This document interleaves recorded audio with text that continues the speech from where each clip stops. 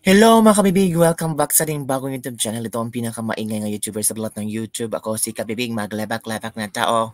Sa mga interesado, sa mga curious kung ano ang laman ng libro ni VP Sara, manood tayo ng isang video kung saan, binasa na kung ano ang laman ng libro ni VP Sara. At yung ibang nagsasabi na daw plagiarism ang libro ni VP Sara, ay mahiya kayo, lalo na mga loyalista dyan. Yung mga taong nagpakalat na plagiarism, hoy manood kayo, basahin nyo, tapos kinukumpara nyo na kinuha daw ni VP Sara ang ideya sa isang libro na English daw. Nako, at dahil sa trending libro ni VP Sara, nakalimutan nyo kahapon na death anniversary ba ni Ninoy Aquino? Uy, nakalimutan nyo. Ano nakakamping? Nakalimutan nyo ang santos nyo? Eto mga kabibig ha.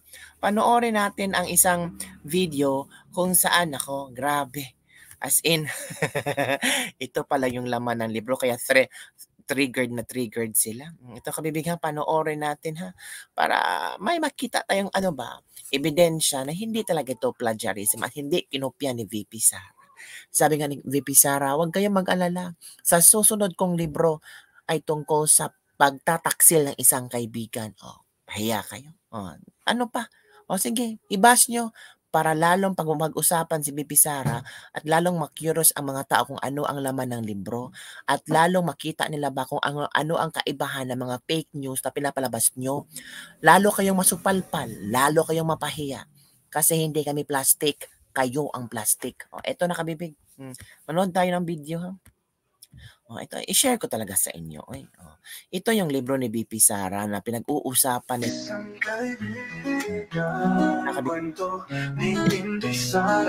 ito, wait muna, again. Ang title, Isang Kaibigan, ang kwento ni VP Sara, rap version. Wow, go! Isang kaibigan, kwento ni Tinday Sara Duterte.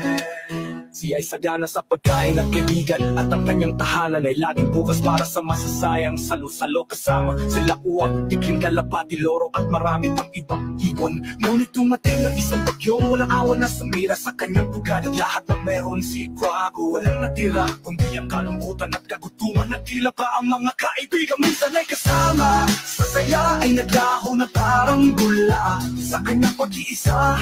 Napagbaga kanyang damdamin sa kanyang sinabi. Isang araw, habang siya'y nagmumukmok sa ilalim ng kalbong puno, isang pamilyar na anino ang lumapit. Si Loro na may mga papak na kumikinang sa patak na ulan ay dumapo sa tabi ni Quago. Wago, kaibigan, malumanay na sa atin ni Loro.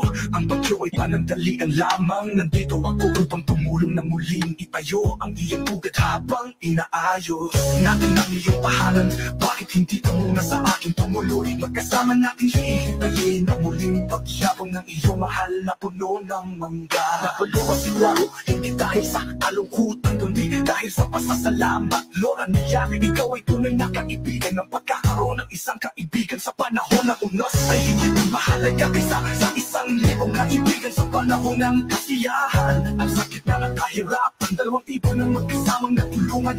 Hindi lamang ba muli itaguyod ang isang buga, kundi para patunayan lang sa oras ng pangangailangan. Ang tunay na kaibigan ay hindi kailanman maglalaho.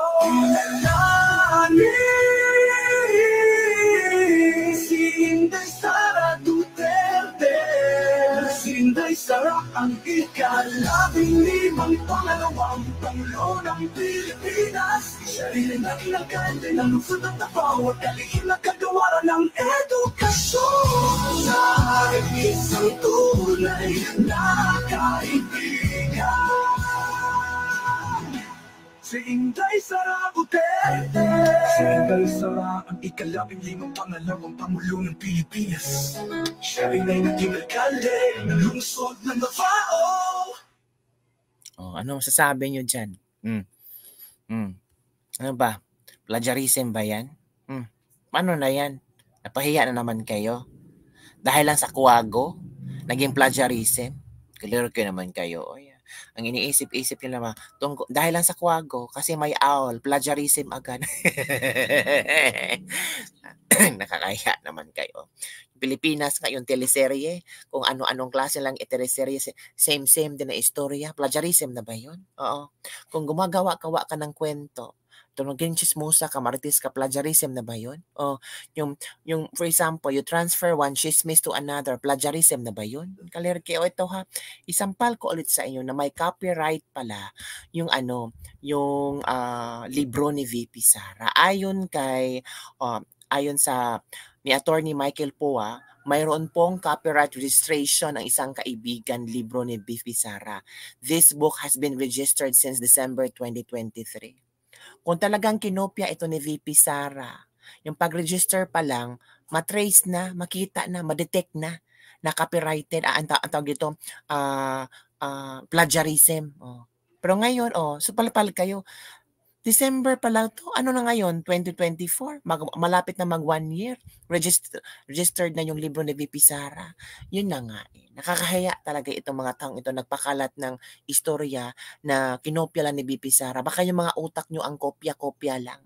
Baka kulang sa sustansya ba? Hindi nyo kaya ang utak ni VP Sara. Oy. Kaya insecure kayo, no? Insecure na insecure. Hindi kaya nyo ang utak ni VP Sara. Sana yung mga ginagawa niyong pagbabash ni VP Sara, no, mahiya kayo.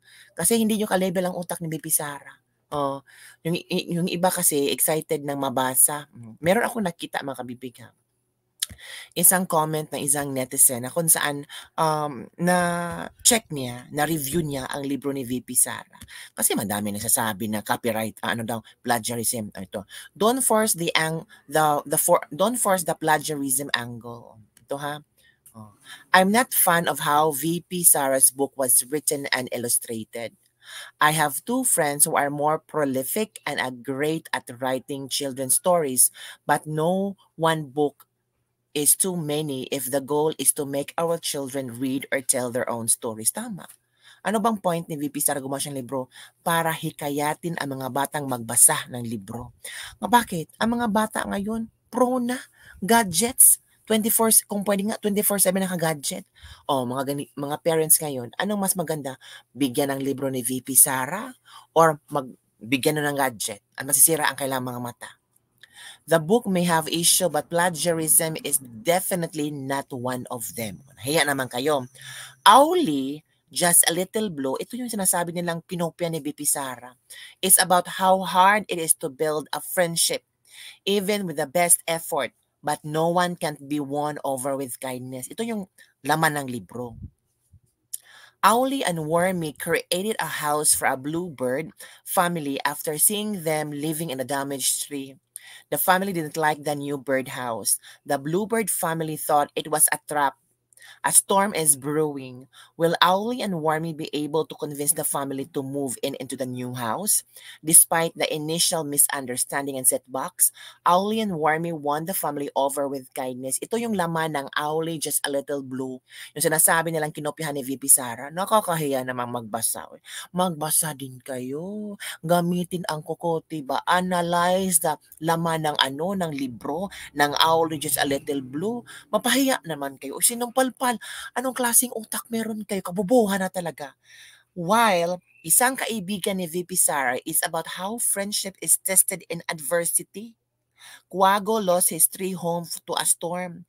He's always had other friends in happy times, but it's only Loro who came to the rescue and offered Quago a place to stay. The moral is simple. A friend in need is a friend indeed. So ano na ngayon? Same ba na istorya? Same ba? Kasi kabibig Owly, owl. Yan ang utak ng mga bangag. Yan ang utak ng mga bangag. Picture lang dahil lang sa Owly, plagiarism agad. Yan ang utak sa mga high. Uy, sabi sa iba, tugpa na mo. Uy, tugpa na mo. Kay luoy kayo mga brain cells. Pataka nag-interpret ba? Gi-compare pa nila Owly o ang isang kaibigan ni VP Sara at ang layo. December 2023 pa na-copyrighted yung libro na publish. Sabi dito mayroon pong copyright registration ang isang kaibigan. The book has been registered since 2023. O, napahiya na naman kayo. Sabihin niyo naman, kasi sabi nila, sabi nila. Sabi nila kasi hindi ka marunong mag-research, 'di ba? Hindi ka marunong mag-research kasi nakakatawa ka.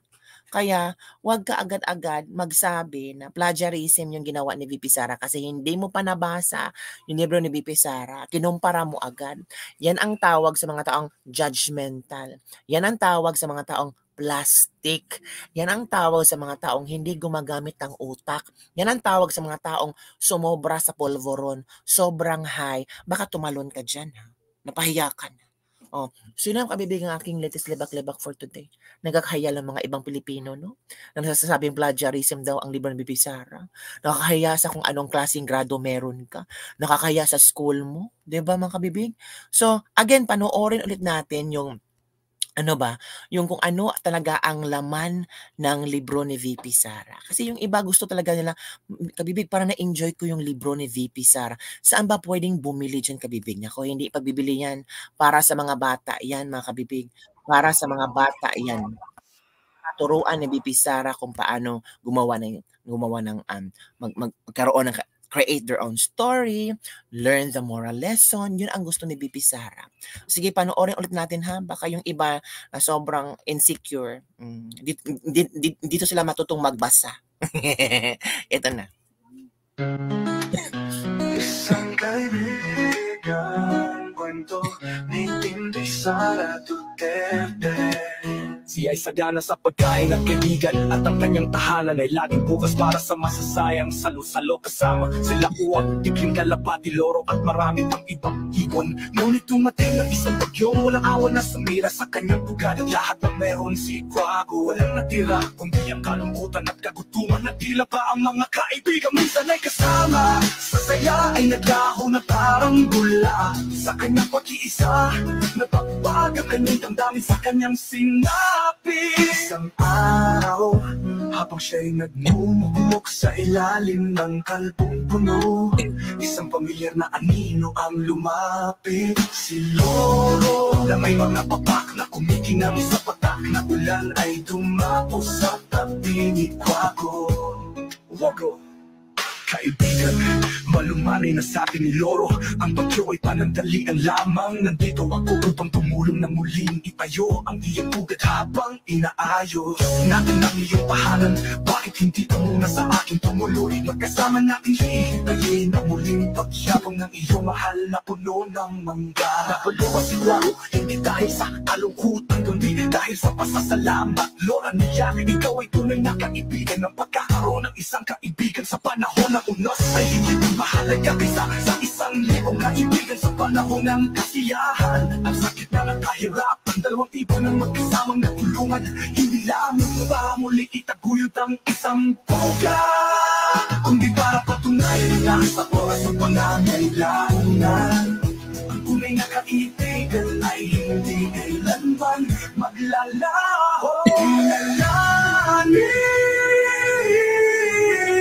Si Inday Sara Duterte, si Inday Sara ang ika-15 pangalawang Pangulo ng Pilipinas. Siya rin ang nagkante ng lungsod at bawat kalihim na kagawaran ng edukasyon. Siya ay isang tunay na kaibigan. There you go, mga kabibig. Parang feel ko magdi-trending to. So don't forget to share this video para isampal natin sa mga bangag ang utak sa pagkaintindi between the book of VP Sara at kinukumpara nila sa isang libro na ewan ko. So don't forget to like, share, i-share nyo ang video, ha. Kung supporter kayo ni VP Sara para isampal mo sa lang pagmumuka, i-share mo ang video.